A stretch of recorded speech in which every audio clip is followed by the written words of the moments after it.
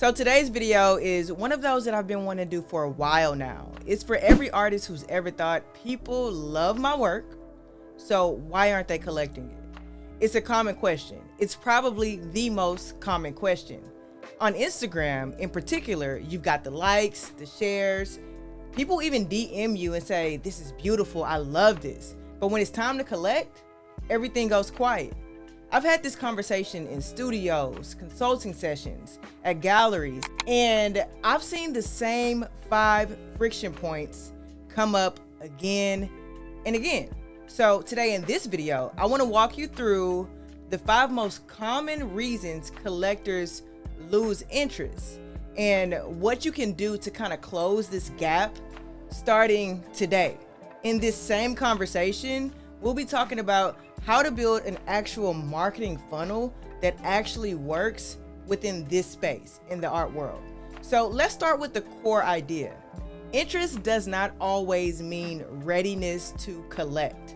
Someone can absolutely love your work and still not feel ready to collect for a number of reasons. Maybe they're unsure about how to even actually inquire.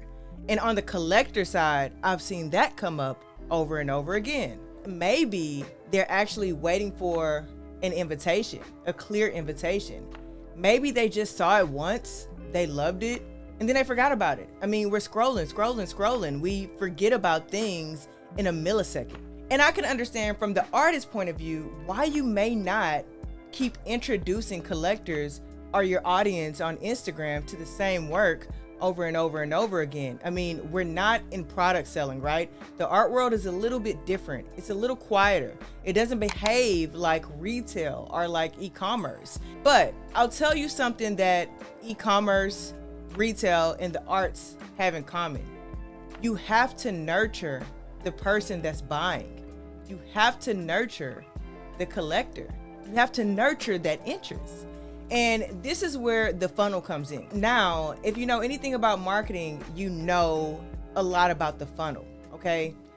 But in this space, in the art world, a funnel needs to be gentle and thoughtful in a way of guiding people from I saw it to I want to live with it. So let's talk about the art world funnel. Here's how I think about it. This is the simplest version of a marketing funnel, but adapted for the artist. So I want you to pay attention to these steps. You have discovery, education, connection, trust, and then the invitation. Now, with discovery, they come across your work for the first time. They're discovering your work.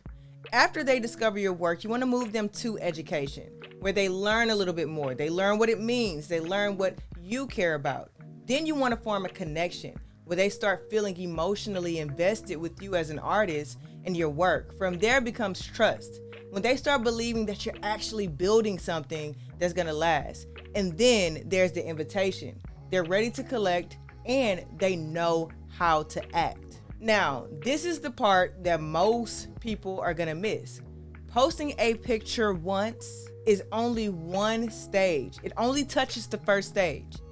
If you're not guiding them through the next 4 steps, you're losing people. You're losing people at every stage. And just a side note, we don't have time within this 20-minute video to go extremely deep into that, but I want you guys to recognize those steps and understand what those steps are. Now, what we will do inside of the Patreon is spend time breaking down each one of those steps and what that actually looks like. And I'll also be providing you guys a worksheet so that you can put that into practice immediately in a very easy way.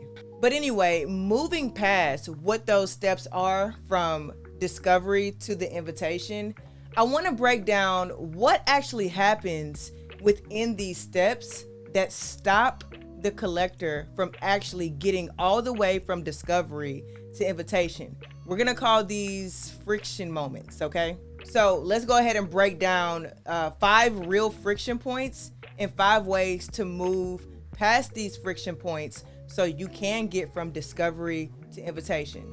Okay, friction point number 1. They love the work, but they don't know what it means. All right, so you posted something really beautiful, a really beautiful image of your work. You didn't give any context. You didn't give a caption, no explanation. And this is their first time there. And now they're left wondering, what am I actually looking at? What does this mean? Why does it matter? How do you fix this? Now, you might be asking, okay, how do I fix that? Because really and truly, Instagram is an image-based platform. Well, this is what you do. You give them a bridge. You share 3 to 4 sentences or shorter explaining what you made, explaining why you made that piece. Not an essay. You want to just give them a lens into why you made that piece. That can look like a video or a voiceover. And then I want you to pin it.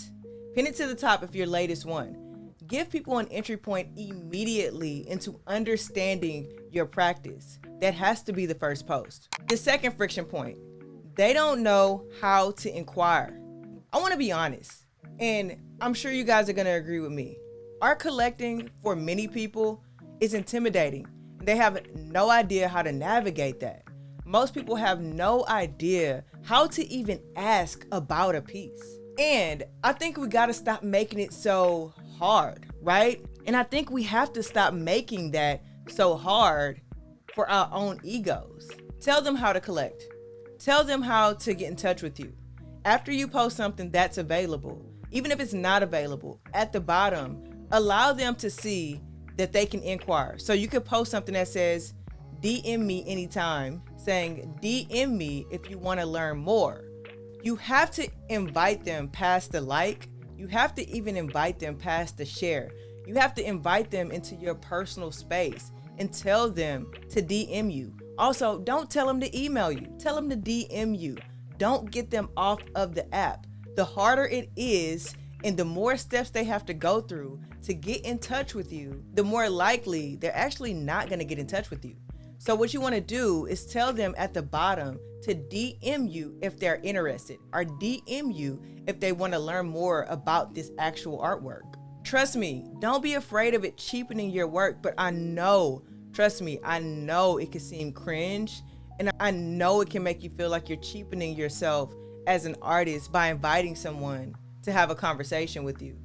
But I want you to repeat that and tell yourself how insane it sounds for you to post something that you want someone to collect, but you're so afraid of your image that you don't even invite them to talk further with you about it. Make it approachable. Make it approachable, especially if you don't have a gallery backing you. Now, if you do, that's another conversation. You can tell them to DM and then at your gallery. Now, let's talk about the third friction point. They liked it. They liked the work, but they totally forget about it. That's me and you. We all do that. We all scroll and forget. It happens all of the time. They loved it when they saw it. Then they got distracted because life happens and they moved on. So what is your job? Your job is to stay top of mind. Keep reposting things. They might have scrolled past it, but had you shared it to your story, that might have been another touch point for them to see it again. And if they're like me, I can see things 5 times that I want to engage with, even on stories, and I don't engage until the 6th time. Like, honestly and truly, somebody could be posting a happy birthday situation where I know it's their birthday, and I don't tell them happy birthday until the 6th story because I'm not sure. It just takes me a while to get to the point of using the energy to tell them happy birthday. And I actually want to tell them happy birthday, right? And I know you guys have done the same because we're human. Well, if someone does that with something as simple as a happy birthday, what do you think they do when they actually have to engage in a real conversation on social media about something, right? So you have to give them multiple opportunities to engage with you. So share the work multiple times in whatever way that you can. And look, if it's someone that you've actually already touched base with and you know they're interested, it's your job to follow up. It's really not their job. So what I want you to do when someone expresses interest, I want you to make note of that. I want you to have a notebook. I want you to have notes within your phone where you know who has been interested in your work over time, so that when you go back to your notes, you know who to softly follow up with. Create a short list of potential collectors or engaged followers. Send them a DM. Send them a new photo or a different photo of the same work. And again, repost. Just please keep this in mind. You're not spamming. You're reimagining and you're reminding. The fourth friction point, they saw the price, but they didn't see the value. Okay, you're not overpriced. Or you could be, but that's a conversation for another video. But if your audience doesn't see credibility that matches the price, that's when you end up in a problem. I said this before. A lot of people may not leave your Instagram page for quite a while, which means it's gonna be a while before they go to your website and get to your CV. I mean, everyone's different, but you just need to assume that people need multiple touch points. So if you've told someone what your price is, you guys are already in the DMs, you need to have within this space that you're communicating with them on, which is and happens to be Instagram, they need to be able to go back to your feed and justify the price, which means your CV, which is usually a document, a boring document, a white page with black words, needs to show up in images on your page. That means you need to have posted past shows. You need to have posted press, collector support. They'll hesitate if they don't see this. Let your CV show up in your feed. Highlight your exhibitions. Show where your work is living now. Make sure that you're thanking the folks that are supporting you. Thank the curators. Let them know that you're not making and that you're not in a silo. You're not alone. You're being supported and you're moving. Okay? Now, number 5, the last friction point. They don't know where the relationship is going. What do I mean by that? Well, they follow you for some months, maybe some years, but they've never been invited to take the next step. How do you fix this? I want you to build in soft call to actions. I want you to let them know, hey, this piece is still in my studio. Message me if you want to have a conversation about it. I want you to invite them to Zoom calls. Hey, I have a few works still in my studio. I would love to share more with you guys about my practice. And then give them a link to schedule a Zoom call with you. Invite them to talk to you. And I know that might not be something that everyone wants to do, but if you don't have a gallery and you don't have a manager, then kind of you have to. And even if you do, take control of your own career. Invite folks for conversations. Maybe even it's hopping on live. I mean, it's not for everyone, but you have to find out what works for you. How are you going to invite folks to engage with you?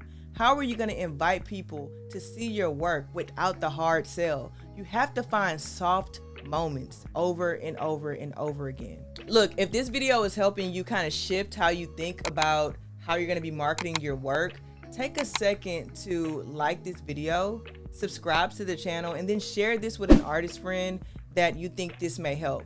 These videos exist because we're building a more informed, more intentional art community, and every share is helping someone and it's also helping this community. So yeah, make sure you like, subscribe, share, and also hit the notification bell if you want to know when I'm posting in real time. Okay, so I also have a really exciting announcement. We're taking Dear Glory off of YouTube and we're bringing it into the real world. So this fall, I'm partnering with Untitled Art to bring you guys Dear Glory Weekend. It's a live in-person experience in Houston during Untitled's first ever Texas edition. We'll be hosting panels, hosting walkthroughs, and intimate moments just for our community.